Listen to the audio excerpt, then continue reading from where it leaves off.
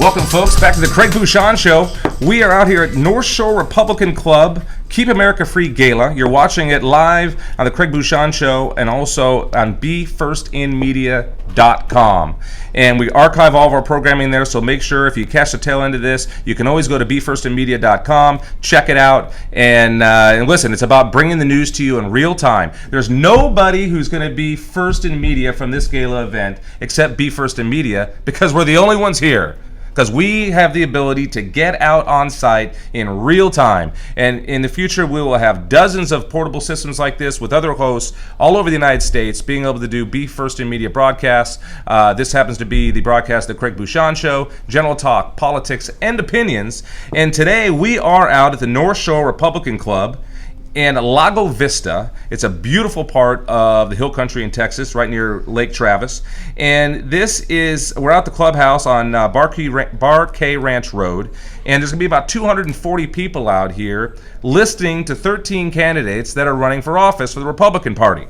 Okay, so as you know, I got very heavily involved in politics. Not that I haven't been in the past, but actually this year I was a delegate for the state of Texas, so I was even that much deeper involved. And this is one thing I do know.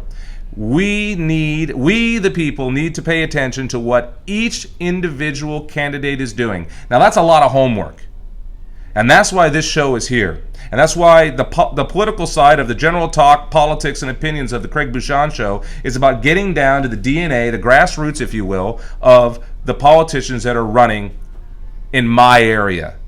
And then picture in other areas, there'll be people like me doing it for their area. So we'll get right to it right now. And who I have sitting to my right, your left, is Toby Miller.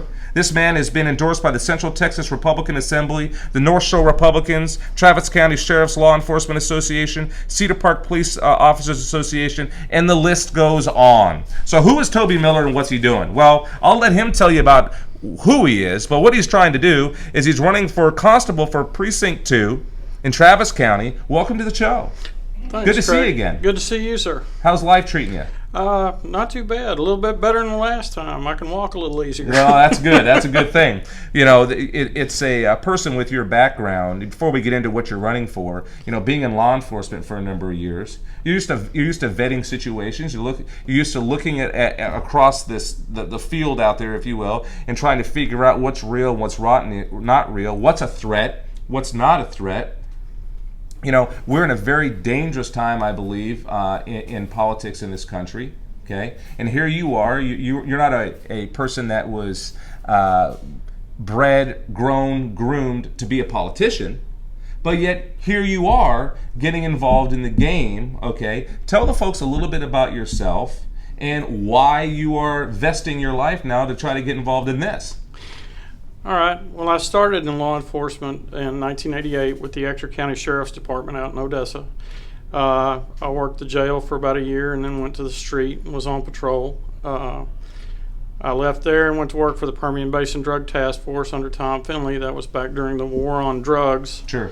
And worked there for a little while. And then I decided that I was tired of no trees, no grass, and no water, and that had a little run-in with Tom, so I moved to Austin, went to work for the Travis County Sheriff's Office, and I've been there currently for about 18 years now. And that's Greg Hamilton. Yes, sir. Yes, good man. So here you are. You're out here at the gala event, and you know there's going to be a lot of people here, about 240, 250 people, I've been told. And there's 12 other people running for different offices out there. You know, what do you see needs to be done in the Travis County Constable Precinct 2 that's so off base that you have to get involved? Obviously, there's something you're concerned about that says, hey, I need to get into the game. Well, obviously, the gentleman that's in there now, Don Ballesteros, he has kind of a shaded past, as it were. We've talked about that before. We have. His termination from DPS. Of course, his running, the guy that ran against him on the Democratic ticket, Mike Cargill, brought a lot of that out to the media and to the public at large. But a lot of people don't care about that anymore. What they care about is fiscal responsibility. How does he do his job? Well, he's not very fiscally responsible. He does some things in that office. He's increased the budget every year he's been in there. He's got 31 guys serving misdemeanor warrants and 6 guys assigned to civil serving civil papers for, granted, the precinct is a large precinct, but you just don't need that many people. And you also don't need to create a miniature sheriff's department. Which is basically what he's trying to do. He's trying to start a drug interdiction unit. That's not the responsibility of the constable. Chapter 86 of the government code specifically states what the constable is supposed to do. You're supposed to be the law enforcement arm of the JP courts. Now, granted, as a peace officer, you have the right to intervene on an offense that takes place within your presence or view, but you're not an investigative body, and therefore you don't have a reason to try to jump into other people's or other law enforcement agencies' business, which he does on a regular basis with the sheriff's department. We've got guys that his deputies have jumped calls in Steiner Ranch. They get there, they meet with the people, the guy tells them the story, then our deputy shows up, and the guy goes, "Okay, see ya, he's got it." He can't write a report. He doesn't investigate it, so why is he there? So why is that? I always say people do what they want to do, or in this position are doing what they think they need to do. Has he said why he believes it needs to happen, and that answer doesn't make sense, or is he just not saying anything at all? Well, he blatantly says they don't do it. Okay. And back during last Labor Day, we had the fires in Steiner Ranch. You remember those. Yep. Lost quite a few homes out there. The sheriff's department was responsible for setting up the incident command system out there. Adon came in and said, "Hey, how can we help?" And they said, "Fine, you can be part of the ICS." So they brought them into the command system and all that stuff. And within less than 12 hours, he pulled all of his people out, and they ran their own show inside and just ran over the sheriff's department completely. Well, did what they wanted. For the average person out there, the average citizen, you get down to the conversation that you're having with me right now, people are like, well, whatever, that's just too much into the weeds, doesn't really matter, how does that affect me? So tell the folks how that affects the average citizen that's in Travis County. Well, the way it affects you is, okay, the sheriff has always been and always will be the chief law enforcement agent of the county. Always. It's in the Texas Constitution that way. So when you have an incident command system that falls under what the FEMA guidelines, as it were, the federal government, if it's declared a national disaster, then what they do is they augment the money that is spent to reimburse the employees for overtime, as long as they are part of the ICS system or incident command system. If you are outside that system and you've got a bunch of people running out there doing whatever, the taxpayers are responsible for that overtime, not the federal government. So all the overtime that they accrued out there, or his deputies accrued out there, had to be covered by the Travis County taxpayers. So as you play these dominoes, back and see where these started to fall, it's about how many taxes we pay, where our money goes. I just had Vic Vaught on, who was running for the tax assessor, right? As we're getting assessed our taxes and then our taxes get taken, we want to make sure we have our tax dollars, folks, spent efficiently. Exactly. Making sure we're not wasting our money. Exactly. The government, the high level of the federal government, we see what's happening there, but closer to your home, it's also a big deal because, your local tax, if it's not spent right, then you just have to pay more tax to make up for that failure. It's a huge deal. Absolutely. So I read that you are a United States Marine Corps veteran. Thank you so much for your service. Thank you, sir. I mean, that is, we have a lot of people coming back right now that have fought overseas, a lot of veterans coming back, and there's some challenges for them, obviously getting reacclimated into society. But I will tell you something, that those people just like yourself who have served this country are some of the greatest assets that we have, and I thank you so much for that. And how does that experience help you as you evolved into law enforcement? How did the Marines help you with who you are today? Well, the one thing about the Marine Corps is the Marine Corps teaches self-sufficiency. improvise, adapt, and overcome. I realize that's a cliche line out of a movie, but really and truly, that is what they teach. And they start you off in boot camp learning how to do that. Yes, you have to follow orders. You have to learn to take guidance from above. However, if you're caught into a situation where you are not able to do that, you have to be able to rely on your own instincts. And the Marine Corps teaches that all the way down the line, all the way up through NCO ranks and officer ranks. Well, this is a very unique time, and I like the idea of the battles that we face within our public sector, having to deal with the all the restrictions that tend to be put on us from government agencies, overspending by government agencies that you're talking about. I think we need more people who understand that we're all in this together, but we're all have an individual duty to vote.